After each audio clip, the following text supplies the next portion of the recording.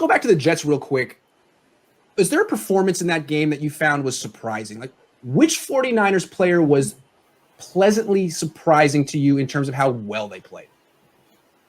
Wow, that's a tough one. That is a tough one. Maybe Kerry Hyder, because he was stepping up, and I mean, I would say surprising because of how much he really did step up. Like, I personally think he's a little underrated, but to the degree that he actually stepped up, obviously there was already no D Ford behind there, and then Nick Bosa goes out and it's like, hey, buddy, we're gonna need you. We're gonna need some more out of you. The same thing. Why Robert Sala's not worried about Nick? He's probably telling Kerry, hey, get in there, and Kasaric too. We need you to really step up and wreak some havoc on there, and he was doing a good job out there. So going forward, that's a good way to propel him up. Hopefully he continues to ride by that, because they're really going to need him without Bosa going forward. And I know they got Anza, but in the moment where you really need someone to step up, that was someone that really just surprised.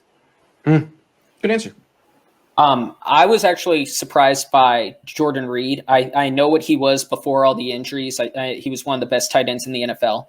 But I thought with the gap in playing time that there would be a more of a learning curve, or getting situated back in the offense. And I thought he was back to his 2017 form on Sunday, and I thought he was really good, and I think he can be more involved in the offense. I did not think he would get 28 snaps, even with Kittle inactive, and he really impressed me.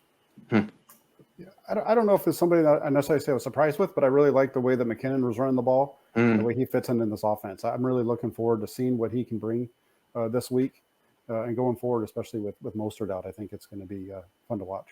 Yeah, he looks like he's in fantastic shape. Really strong, quick. I'm going to go with Kevin Givens. This was my guy in training camp, and I mean, I like what I've seen from Javon Kinlaw. He's flashed, and he looks really athletic.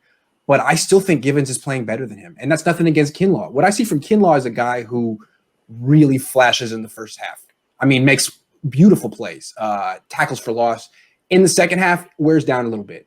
Givens was making plays in the fourth quarter.